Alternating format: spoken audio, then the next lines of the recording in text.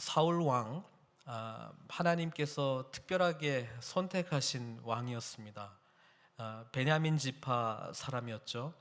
우리가 사사기를 읽어보면 이스라엘의 지파 중에서 베냐민 지파는 거의 멸족할 만큼 나중에 모든 지파 사람들과 전쟁을 하게 됐고, 그것으로 말미암아 이스라엘 백성들이 이제 베냐민 지파가 이제 없어질 것 같으니까 우리가 이제 처녀들을 데려다가 이제 결혼하게 하고 뭐 하는 이런 이야기가 끝에 나옵니다. 그래서 사울이 이스라엘의 첫 번째 왕으로 선택되었을 때는 사울 입장에서는 자기는 어떻게 보면은 이 모든 이스라엘 백성들에게 해를 입혔던, 그러니까 원수였던 지파의 후손이거든요. 그래서 그 죄를 안고 첫 번째 왕으로 하나님께서 세우신 과정을 겪은 사람입니다. 그래서 오늘도 스스로 작게 여길 그때에, 이게 뭐 사울이 스스로를 낮추기 위해서 했다라기보다는 이미 베냐민 지파는 죽을 수밖에 없었던 지파였지만 나머지 지파 사람들의 은혜로 살아남은 지파거든요. 그러니까 자기에게 생명이 붙어 있는 것은 다른 지파 사람들이 그럼에도 불구하고, 베냐민 지파가 그렇게 악한 일을 행했음에도 불구하고 용서해 줬기 때문에 살아남은 지파다라고 하는 그런 인식이 있었다라고 하는 것입니다. 그래서 이 지파 사람들의 특징은 우리 지파에서 하나님께서 과연 위대한 일을 계획하실까? 우리 지파 속에서 하나님께서 과연 놀라운 일을 역사하실까라고 하는 그런 질문에 대해서 부정적으로 생각하고 있었다라고 하는 것입니다. 우리 하나님은 상한 심령, 가난한 마음, 그런 마음 있는 자에게 긍휼을 베풀어 주십니다.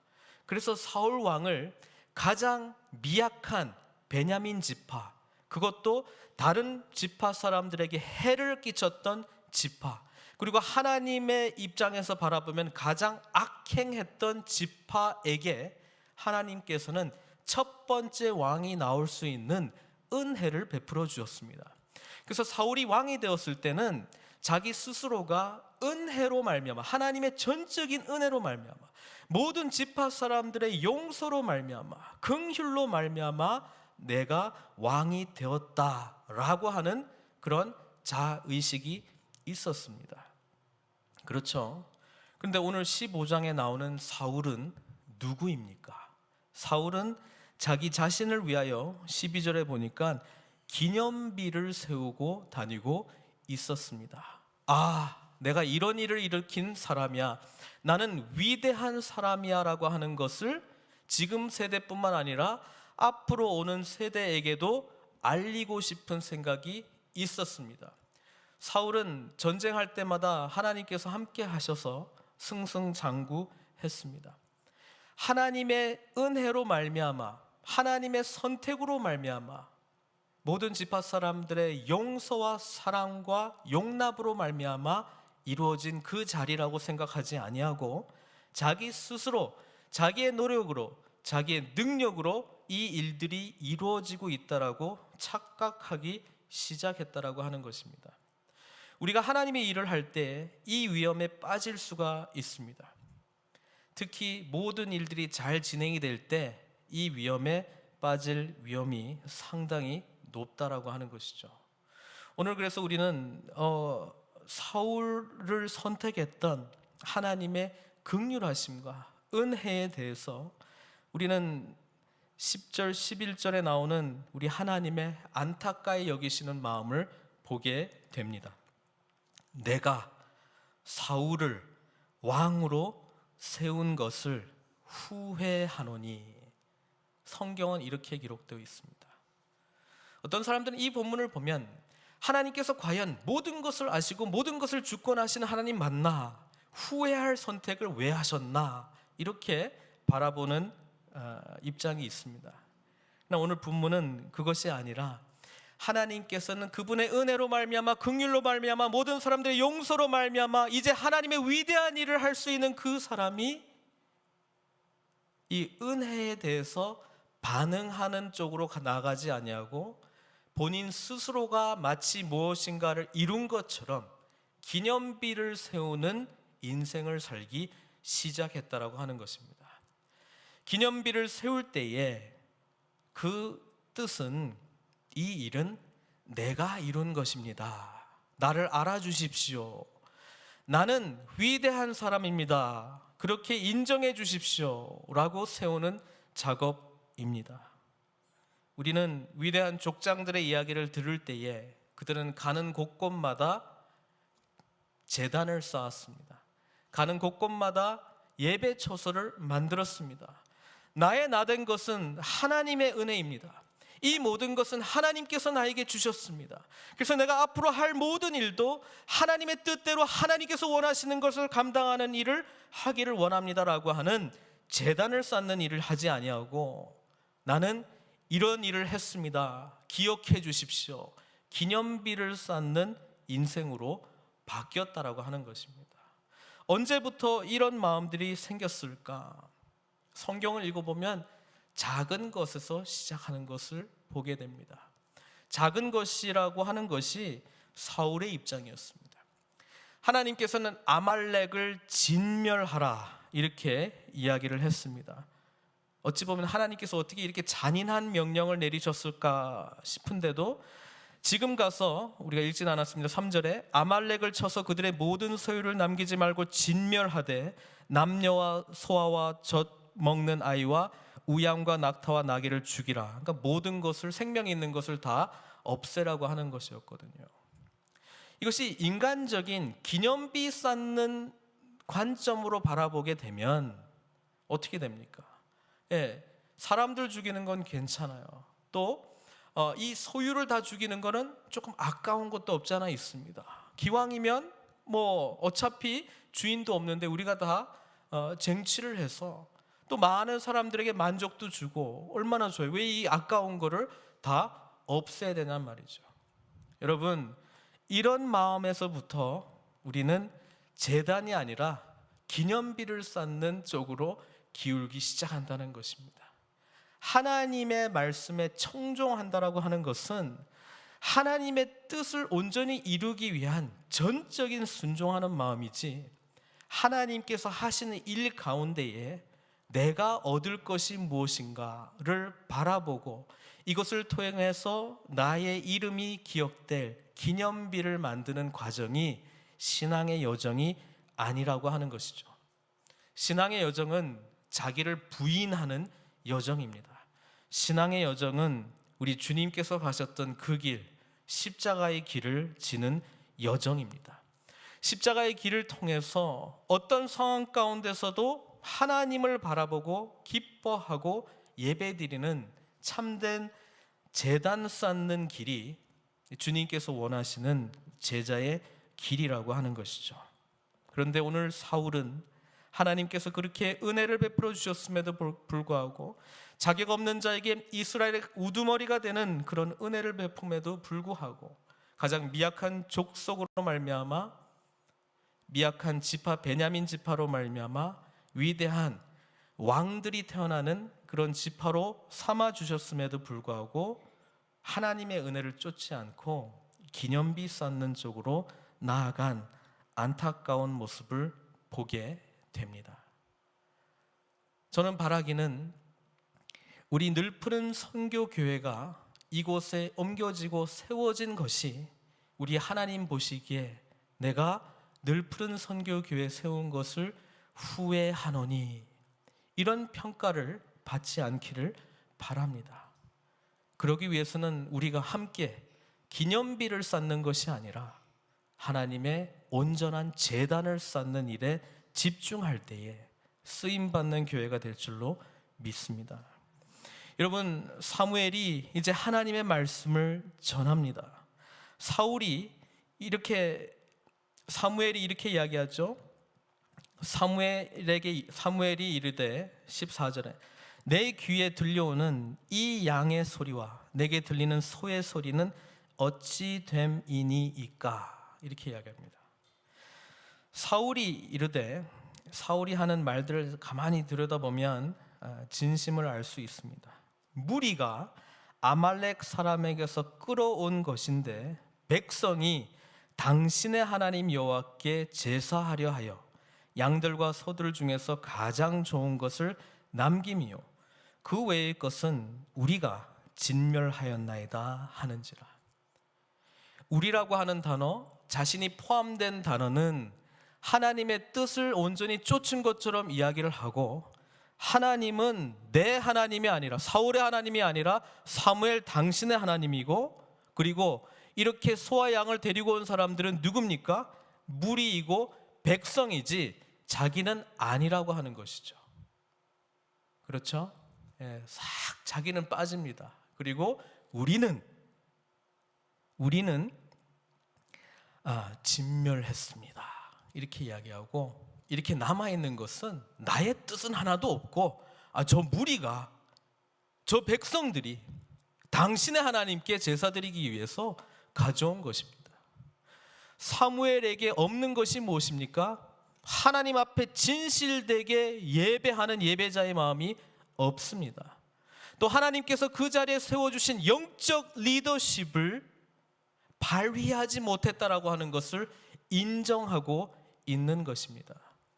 하나님께서 말씀하신 것을 온전히 듣지 못했을 뿐만 아니라 자신이 재해석한 하나님의 음성을 백성들이 하는 대로, 백성들이 기뻐하는 대로 내어 버려둔 것이 사울의 죄라고 하는 것이죠. 겉으로 보기에는 얼마나 그럴싸한 것입니까? 그래도 내가 아말렉 사람은 다 진멸하지 않았습니까? 그래도 뭐 100%는 아니지만 한 95% 정도 하면 많이 한 거 아닙니까? 이 정도 기념비에 기록될 만한 일 아닙니까? 이 정도는 인정해 줘야 되는 것 아닙니까? 이렇게 나아가고 있는 것이죠.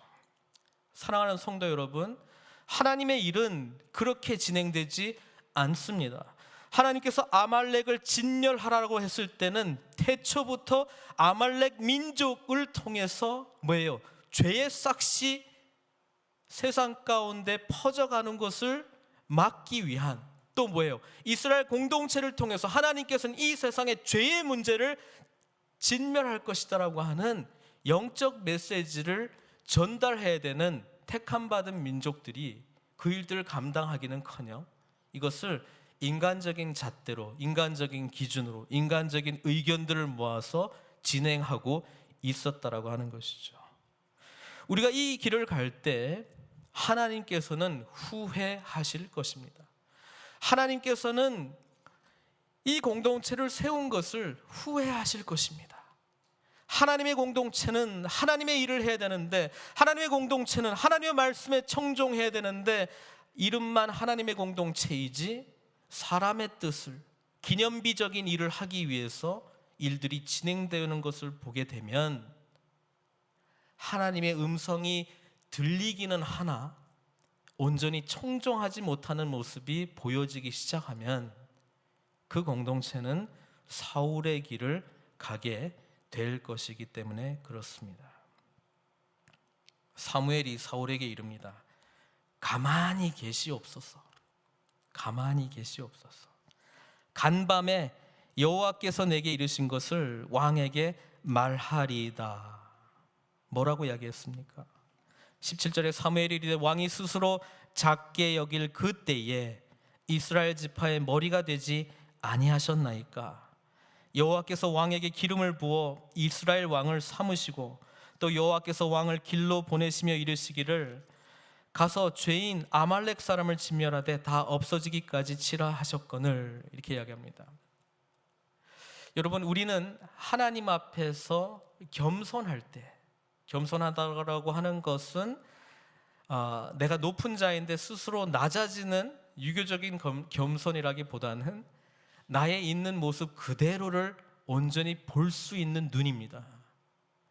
여전히 죄 가운데 있는, 여전히 연약한, 어둠 가운데 유혹에 노출되어 있는 우리 자신을 바라보면서 그 자신을 하나님께 올려드릴 때 하나님께서 우리에게 의의 옷을 입혀주시고 영광을 주시고 은혜와 축복을 주신다라고 하는 사실을 우리는 늘 기억하고 있어야 된다는 것이죠. 이것을 잊어버리기 시작하면 그때부터는 다른 길로 가기 시작합니다.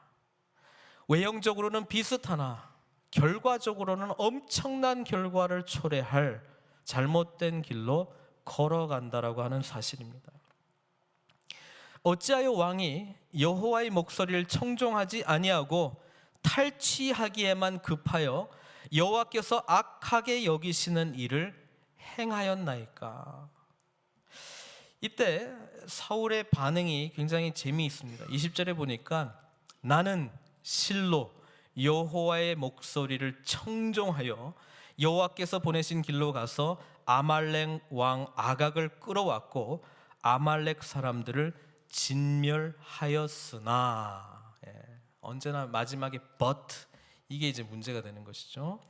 다만 또 자기도 아니고 백성이 사람들이, 우리 공동체가 원하는 게 그거라는 거죠. 그 마땅히 멸할 것 중에서 가장 좋은 것으로 길갈에서 당신의 하나님, 또 당신의 하나님입니다, 여호와께 제사하려고 양과 소를 끌어왔나이다, 이렇게 이야기합니다. 저는 이 대목에서 사울이 하나님께서 원하시고 기뻐하시는 길과 반대되는 길을 가게 된 핵심을 보게 되는데, 그게 뭐냐면 하나님의 말씀을 자기 편의대로 해석한 데서 잘못이 찾아옵니다. 본인은 하나님의 말씀을 실로 청종했다라고 이야기를 합니다. 사울이 생각한 하나님의 말씀을 듣는 거하고 하나님이 생각하시고 하나님께서 여기시는 나의 말을 청종했다라고 하는 것이 틀렸다라고 하는 것입니다. 사울은 한 95% 정도만 하면 괜찮다고 생각했습니다. 하나님께서 말씀하시는 것을 인간적인 눈과 잣대로 바라보고 한 요 정도만 해드리면 괜찮겠지, 이 정도만 하면 50%도 아니고 90% 이상인데 이 정도만 하면 하나님의 말씀을 청종한 것이지 라고 생각했다는 것이고, 나머지 5%는 좀 유도리 있게, 나머지 5%는 좀 사람들의 어떤 의견도 좀 들으면서 뭔가 상황에 맞게 이렇게 맞춰서 가면 되지 않겠는가, 이것이 사울이 생각했던 하나님 말씀 청종하는 방법이었습니다. 여러분, 이것이 사울이 걸렸던 함정이자 오늘 우리가 주의해야 될 함정입니다. 여러분, 하나님께서 원하시는 것이 있으시면 그것은 반드시 지켜야 됩니다.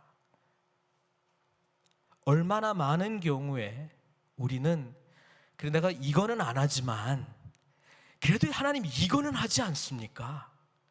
이 부분은 좀 순종하는 건 좀 약하지만 그래도 하나님 내가 이런 부분은 내가 얼마나 많이 하고 있습니까? 그래서 종합적으로 평균 내가지고 하나님 말씀 청종하는 것으로 여겨 주십시오. 그렇게 되는 거 맞죠? 하나님도 청종하고 있는 거 맞죠? 하나님, 그래도 저는 다른 사람들보다 낫지 않습니까? 요거는 내가 좀 힘듭니다. 요건 내가 못하더라도 그래도 내가 요거는 많이 하고 있지 않습니까? 하나님, 나는 실로 여호와의 목소리를 청종하고 있는 사람입니다. 여러분, 여기에서 우리가 잘못된 길로 가는 것입니다. 그래서 우리 사무엘이 이렇게 이야기하지 않습니까? 번제와 다른 제사를 그의 목소리를 청종하는 것을 좋아하심같이 좋아하시겠나이까? 순종이 제사보다 낫고 듣는 것이 수량의 기름보다 나으니. 하나님 말씀대로 순종하는 것 좀 어려운 것 같습니다. 그 대신 내가 이번에 좀 헌금 많이 낼게요. 하나님 주님께서 원하시는 것 제가 하기 좀 힘듭니다. 어떻게 저 사람을 용서합니까? 그거 말고 그 대신 내가 요 일에 좀 집중하면서 봉사하겠습니다. 그러면 됐잖아요.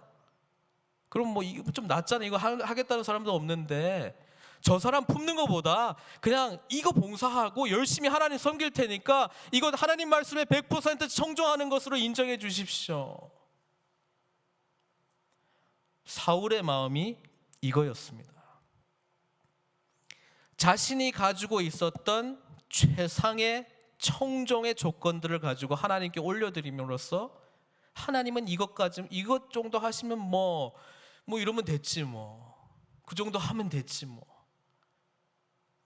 여러분, 하나님께서 사울 세우신 것을 야 그래 좀 더 열심히 해봐 이게 아니고요, 후회하셨다니까요. 후회하셨습니다. 왜 그렇습니까? 자기 자신의 잣대로 만들어 놓은 청종했다, 순종했다라고 하는 개념, 이것이 시작은 그렇게 생겼을지도 모르겠습니다. 95%는 하고 5%로 안 하는 거. 그러나 이것은 얼마든지 자기 자의로 내가 이렇게 하는 것이 하나님께 말씀 듣는 것이고 순종하는 것이다라고 정의 내릴 수 있는 빌미를 내어드리는 것이죠. 그러니까 이제는 하나님 기준이 아니라, 하나님 말씀 기준이 아니라 본인이 취사 선택한 말씀 기준으로 하나님께 순종하는 삶이 하나님 보시기에 기뻐하시는 삶이라고 하는 착각 신앙생활에 빠진다는 것입니다. 여러분, 우리 자신은, 우리 교회는 어떠한 모습으로 하나님을 섬기고 있다, 하나님의 말씀대로 순종하고 있다, 그렇게 자신 있게 말씀드릴 수 있습니까? 하나님의 말씀을 우리가 사순절 기간에 서바이벌로 하면서 그 중에 어떤 말씀들은 내 마음에 맞고 내가 순종할 수 있는 것 같아서 내가 순종하겠나이다 하지만 어떤 말씀들은 정말 힘듭니다. 이거는 좀 넘어가겠습니다 하고 하나님의 말씀을 대하고 있습니까? 사무엘이 조목조목 이야기하죠. 이는 거역하는 것은 23절에 점치는 죄와 같고, 지금 5% 안 한 거 가지고 점치는 죄와 같고, 뭔 말이냐? 점은 뭐에 의존하는 거예요? 하나님의 주권하시는 역사에 의지하는 것이 아니라 찬스에 의존하는 거잖아요. 다른 무엇인가를 의존하는 거잖아요. 점치는 것과 같고 죄와 같고, 완고한 것은 사신 우상에게 절하는 죄와 같음이라. 왕이 여호와의 말씀을 버렸으므로, 온전히 하나님의 말씀을 듣고 순종하지 않은 것을 여호와의 말씀을 버렸다라고까지 이야기합니다. 여호와께서도 왕을 버려 왕이 되지 못하게 하셨나이다. 이때 제가 본문을 묵상하면서 24절에 사울이 사무엘에게 말하잖아요. 내가 범죄하였나이다. 이 똑같은 이야기는 다윗이 우리아의 아내를 범했을 때 했던 이야기하고 똑같습니다. 당신이 그 사람이라고 했을 때 다윗도 내가 범죄하였나이다 이렇게 고백했잖아요. 근데 왜 다윗은 용서가 되고 사울은 영원히 버림을 받습니까? 뒤에 나오는 내용들 때문에 그렇죠. 내가 범죄하였나이다라고 하는 이 고백이 진정한 회개가 아니었기 때문에 그렇습니다. 사울이 지금 이 범죄의 한복판에서 요구하는 것이 무엇인 줄 압니까? 내가 범죄하였나이다. 그런데 25절에 청하오니 지금 내 죄를 빨리 사해주고 나와 함께 돌아가서 나로 하여금 여호와께 경배하게 하소서, 이렇게 이야기를 하고 있습니다. 30절에 내가 범죄하였을지라도, 오케이, 나 범죄했어. 그런데 이제 청하옵나니 내 백성의 장로들 앞과 이스라엘 앞에서 나를 높이사 나와 함께 돌아가서 내가 당신의 하나님 여호와께 경배하게 하소서. 사울이 생각하는 예배가 무엇인 줄 압니까? 사람들 앞에 드러나는 일이라고 생각했습니다. 사울이 사무엘과 함께 예배드리는 것은 하나님께 집중하는 예배 행위가 아니라 사람들 앞에서 나 좀 좋게 좀 해주십시오, 이 말을 하고 있는 거예요. 그게 하나님 앞에 범죄한 것보다 더 우선하고 있는 것이 사울의 마음입니다. 그것이 기념비를 쫓아가고 있는 사람의 속 마음입니다. 제일 두려운 것은 하나님 앞에 범죄한 거, 하나님의 말씀 청종하지 않는 거, 이게 무서운 것이 아니라 그보다 더 두려운 게 있는데, 사람들로부터 받은 인정, 사람들 앞에서 자기가 세웠던 이 모든 기념비적인 일들이 없어지는 거, 그거를 더 두려워했다라고 하는 사실이죠. 그래서 범죄했습니다, 괜찮습니다. 그런데 이것보다 내가 더 두려운 것은 사람들 앞에서 망신당하는 일입니다. 당신이 오지 않아서 이 성회가 아주 엉망진창이 되는 것, 제가 제일 두려워합니다. 사람들 앞에, 범죄한 사울이 사람들 앞에서 자기를 높여달라고 이야기하고 있습니다. 사울은 겉모양은 하나님의 많은 일들을 하는 것 같이 보였을지라도 속 마음은 이미 예배자가 아니었습니다. 가장 마음의 중심에 하나님의 말씀을 두려워하는 것이 아니라 자기가 왕이 되었던 이 자리가 흔들리는 것이 두려웠습니다. 사람들이 나를 어떻게 생각하고 어떻게 받아들일까, 그것이 더 두려웠다고 하는 것입니다. 우리 늘푸른 선교교회는 무엇을 두려워하고 있을까? 우리 늘푸른 선교교회의 리더십은 무엇을 두려워하고 있을까? 하나님의 말씀을 청종하지 않는 것을 두려워하시는 저와 여러분들 되시기를 바랍니다. 들려지고 선포되는 하나님의 말씀 앞에 벌거벗은 채로 나아가서 나의 죄를 깊숙이 찔러주시는 그 말씀 앞에 무릎 꿇는 저와 여러분들 되시기를 바랍니다. 사울의 길은 끝까지 자기를 높이는 길로 걸어갔습니다. 우리 주님께서 가시는 길은 우리를 살리기 위해서 끝까지 낮아지는 길이었습니다. 우리 늘푸른 선교교회에게 하나님께서 주시는 사명이 있다면 그것은 그리스도의 냄새, 그리스도의 모습을 우리 교회 가운데 발견하는 것입니다. 함께 그리스도의 고난을 묵상하면서 높은 길이 아니라 낮은 길을 가는 저와 여러분들 되시기를 바라고요.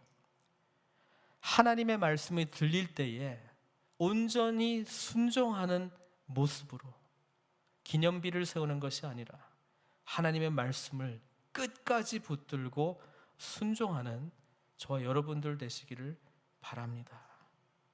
그리고 무엇보다도 사람들이 아니라 하나님을 온전히 두려워하는 저와 여러분들 되시기를 주님의 이름으로 축원드립니다.